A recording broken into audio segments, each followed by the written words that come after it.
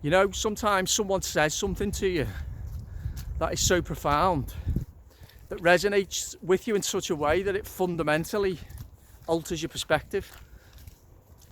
Well, that's the title of this video. If it's hysterical, it's historical.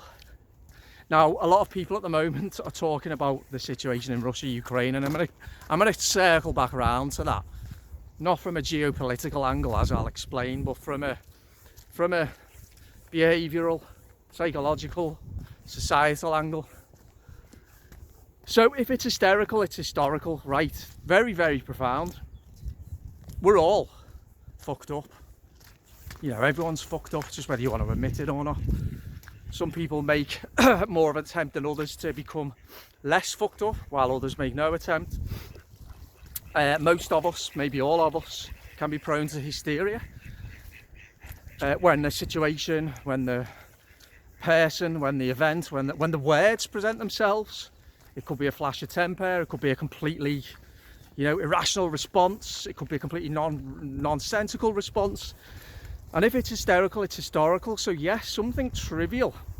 You'll know from your own lives how many times has someone or yourself got involved in an argument over something really, really trivial, and it's nothing to do with that, what's just happened. There's something deeper at play. So very profound, and here's how I want to circle back around to talk about we're all fucked up as individuals, and some of us make more of an attempt to become less fucked up. Well, there are a lot of people who are so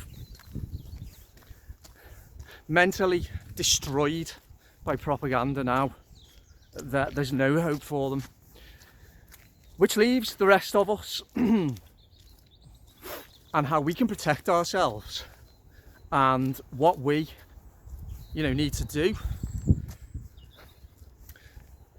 So the Ukraine-Russia situation, as I say, I am not going to comment geopolitically on this because I don't know what's happening. I've got no clue. I know what the mainstream media's angle is on it. I only needed to have a little quick glance at that a few weeks ago to see that. So that's fine. I know what that is, and I know that there's going to be mostly lies wrapped up in that. That's obvious.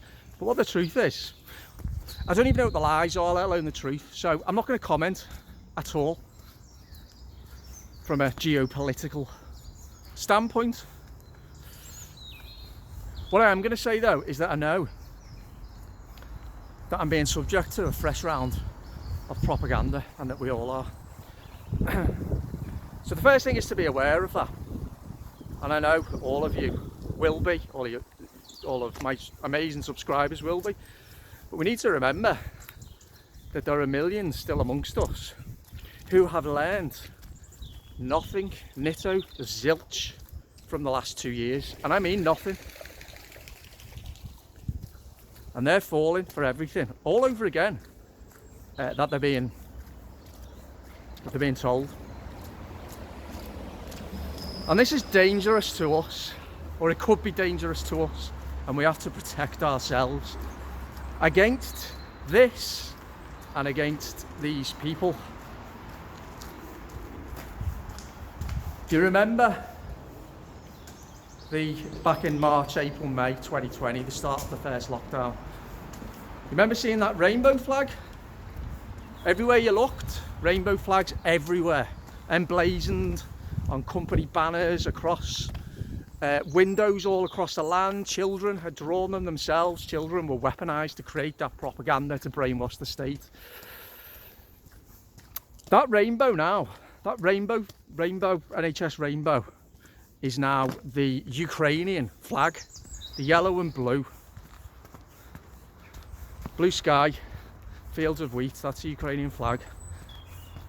That rainbow is now the Ukrainian flag, and Save the NHS is now Save Ukraine. And it is absolutely fascinating and terrifying to watch as the same people who've been hoodwinked in the last 2 years And the same people who have bought into the hysteria, propagated the hysteria, found meaning through the hysteria, are now doing it all over again. Now, I talk about this in my book, which I'll be doing another update on soon because it's getting closer to publication, about mass hysteria, manufactured hysteria, and how sanctimony and sycophancy and insincerity form the zeitgeist of our times, or some of it anyway. Let me just I hope nobody rings me because my phone's on loud. Anyway, someone probably will. And this manufactured hysteria is insincere to the extreme. And these individuals who fall for whatever the manufactured hysteria of the time is, and I talk about of the time, the last couple of weeks, literally, it's Russia, Ukraine. But we can go back. Before that, it was COVID. We had the Black Lives Matter, George Floyd, hero worship. We had the hysteria about the racist England after 3 black players missed penalty in the penalties in the European Championship final against Italy.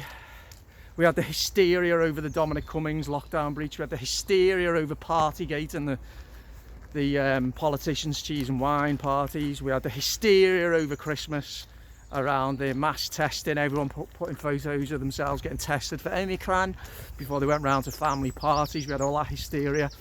Before that, 2016, it's like a spell of black magic was cast on the population in 2016 with Trump and with Brexit, and kind of like half the population of the UK and America fell for it, or fell under the spell, because the hysteria in this country, I've talked about it extensively around Brexit, around the vote to leave the European Union, was unbelievable.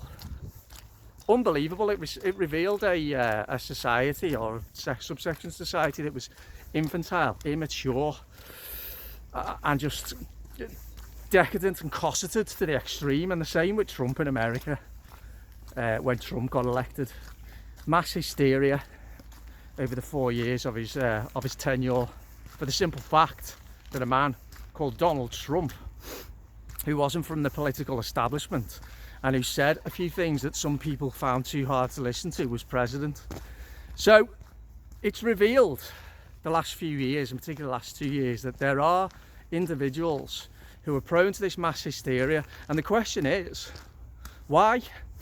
And that goes back to what I said right at the start, and what somebody said the other day to me, or not to me, I just heard it. If it's hysterical, it's historical. And we live in an age of such, as I say, decadence, of such ignorance, of such ease, and we've become so complacent, addicted to convenience and consumerism, materialism, you know, image-based society. I've talked about all this, you know what my thoughts are. That people have just ceased to have any meaning at all in their lives, and this hysteria gives them kind of like an anchor to something. They don't understand what it is, but it gives them an anchor to something. It makes them feel part of something, even though they don't know what that something is, and it makes them feel as if they're part of the broad consensus, and that's all that matters. Oh yeah. And it manifests itself in this screaming and shouting and hysterical responses to anybody who has a different opinion. And that's why now, all of a sudden, you see in these people's social media feeds, you'll see it's now the Ukrainian flag. It once was the emoji with the mask on. That was until a couple of weeks ago. It once was the Black Lives Matter square, or the LGBT flag. And so it goes on. Now it's just the Ukrainian flag. And these people are hysterical and lacking in introspection, and so devoid of meaning, so self-loathing, so deeply resentful of themselves and their societies that this is all they can do. And there's millions of them all around us because that's the society that we have created. I'll come to the positives in a minute. They've learnt nothing from the last 2 years. They're either so intellectually bereft that they're not able to discern the fact that they've been lied to, or they're so lacking in emotional intelligence that they're not willing to admit that what they were told was lies. So it's either one of those two things, probably more the latter, because there's a lot of these people are intelligent. Well, yeah, they are. So I think it's lacking in emotional intelligence. I was in work the other night and I was listening to my team, Everton, who were playing Man City. They played well, we got beat 1-0. Anyway, the radio commentators were describing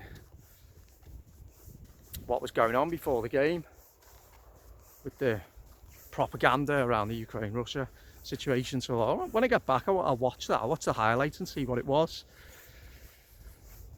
And I talk about the Ukraine flag being everywhere all of a sudden. That's why we know we're being brainwashed. In fact, I saw one wrapped around a tree just back there before I started this video. Anyway, so the Everton players came out draped in Ukrainian flags. The Man City players had Ukrainian tops on them. Both Everton and Man City have a Ukrainian player for them. And they played, what was the song? I can't remember the song they played now, sorry. But a song specifically for them to show solidarity. That's propaganda. That is in your face, overt propaganda. Imagine if the Everton players would have ran out with England flags wrapped around them. Imagine that. What would they be called?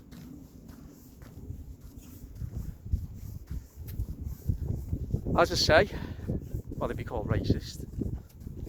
The club would be racist, the fans would be racist. And it's strange how, it's not strange, it's obvious how these narratives that are in the West, you know, we don't cherish things like strong borders and, you know, strength of character, national integrity, let alone, as I say, you know, the most racist thing you can do in this country, in England, is to get a St George's Cross flag out. Even the Union Jack is racist, but God, the St George's flag, that means you're an extreme right-winger. But these concepts that the Western liberal establishment, and for that read illiberal, denigrate, you know, they promote when it comes to other countries. So Ukraine, you know, the narrative is protecting Ukraine's national integrity, protecting their borders from a foreign invader, and celebrating the flag of the country. And again, I've got no opinion on Ukraine, Russia. I don't. One last thing about these people who are doing the establishment's work for them yet again. Basically encouraging, you know, military action with Russia, basically encouraging a war under the guise of protecting freedom and democracy. Well, I don't think Ukraine is a democratic country. I don't think there are many democratic countries in the entire world. I think it's corrupt. But I struggle to see how it can be anywhere near as corrupt as my country, as the Western political media establishment. Adding big pharma, big tech to all that, you know, they're all part of the same cabal. The people who are decrying Russia's actions and encouraging the Ukrainian response and the NATO response and the Western response against it, do they realise how corrupt their own societies are? No, they don't. They'll say, and I've seen it, pray for Ukraine. Do these people pray for anything? I don't think so, no. I think God's missing in our society, so pray. Okay, are you really praying? Are you really praying? Are you going home at night and are you praying? Are you kneeling down with your head bowed praying for the people of Ukraine? Maybe you are, but I don't think you are. Pray for Ukraine. Defend democracy. Do they realise all the wars? The illegal wars that they've allowed to happen because they believe the mainstream media over the last few years. You know, Afghanistan, Iraq, Syria, Libya, you know the score. And again, I'm not saying I'm not talking from a geopolitical or historical standpoint, I don't know enough. What about all the wars that are raging across the world right now and the genocides that are taking place? Ever since man came into being, he's been at war, he's been persecuting. So I think something is going on in Russia, Ukraine, and like me say, anybody who dies in any war is a victim. But this war, if it is a war, why is it taking on more importance in the minds of the masses than what about the genocide of the Muslims in China? What about that? What about the war in South Sudan? What about the wars that are continually civil wars and conflicts that rage across the Middle East and Africa, parts of South America? Does anyone give a shit? No, they don't. It comes back to insincerity and hysteria. These people don't care at all about anything than themselves, and that's it. That's just the way it is. All they care about is maintaining their comfort and convenience and their little cotton wool lives, protecting themselves. That's all they care about, and looking good, you know, having a good image on social media. That's it. And as a last point, if, and ultimately this might even happen, if it came down to it, whereby the people of this country and the Western world did have to take a stand and fight,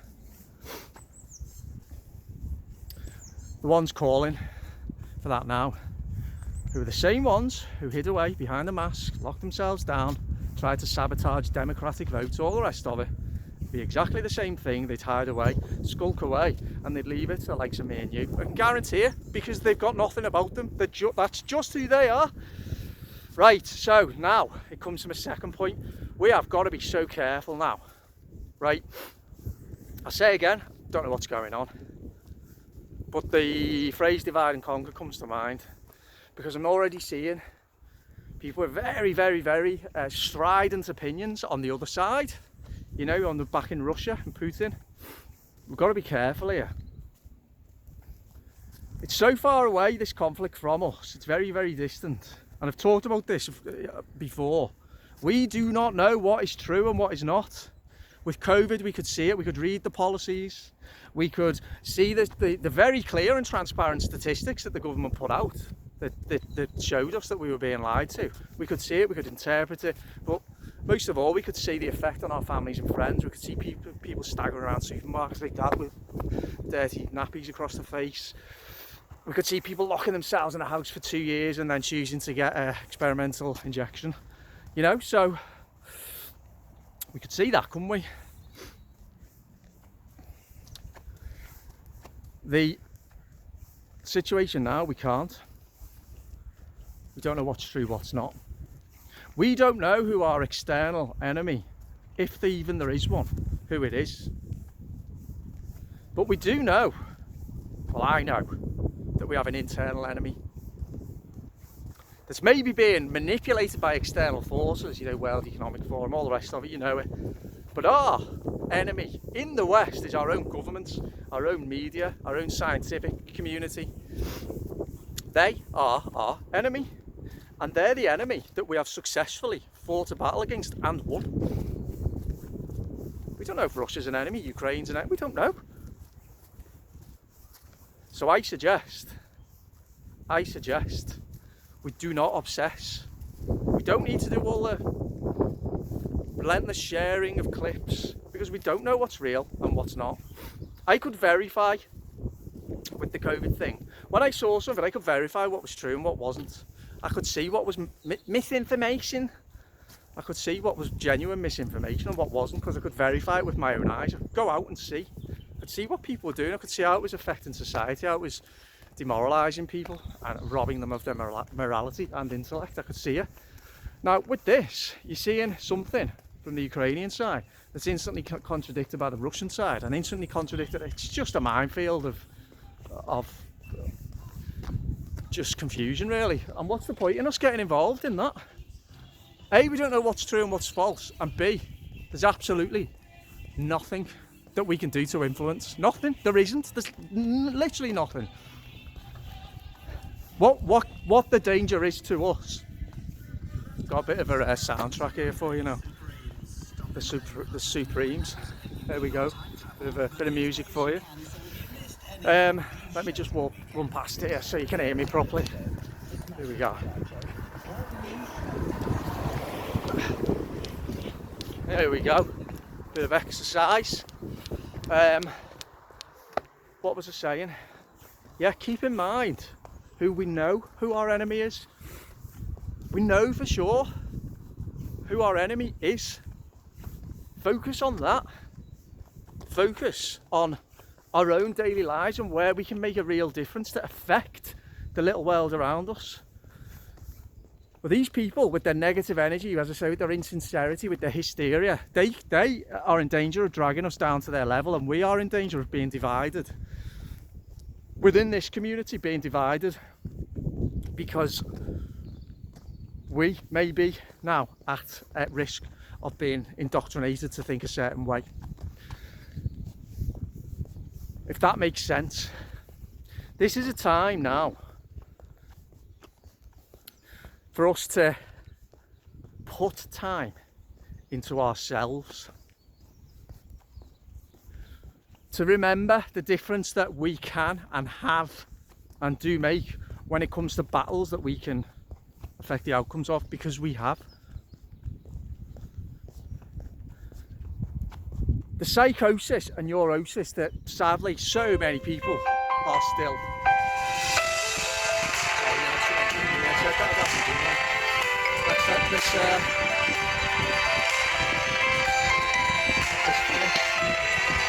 Sorry about this, people.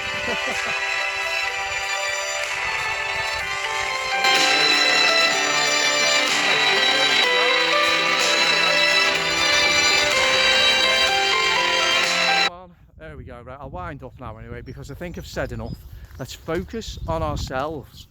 Let's make sure that the energy that we've still got left, because we have burnt a lot of energy in the last couple of years, we have, that we nurture that and cultivate that and protect it, you know, and start building it back up again.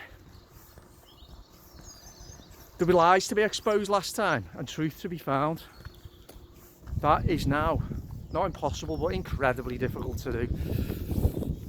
And we need to stay away from these people, these zombies and their psychosis. It's not even worth getting involved in a conversation with them. It's not. They've learned nothing. They're incapable of it. They're incapable. They're incapable of it. They have zero ability whatsoever. And if they're not woken up by now, they're not going to. And that's now what we're faced with as a society going forward. We are faced with that situation whereby there's millions of us in every country that are of zero use, and that's what we're gonna have to deal with. But right now, let's just stay grounded, let's stay calm, let's not get hysterical ourselves, and let's look after ourselves. Right, sorry about the disturbances in this video. I hope you enjoyed it regardless, and I'll speak to you soon. Okay, bye bye.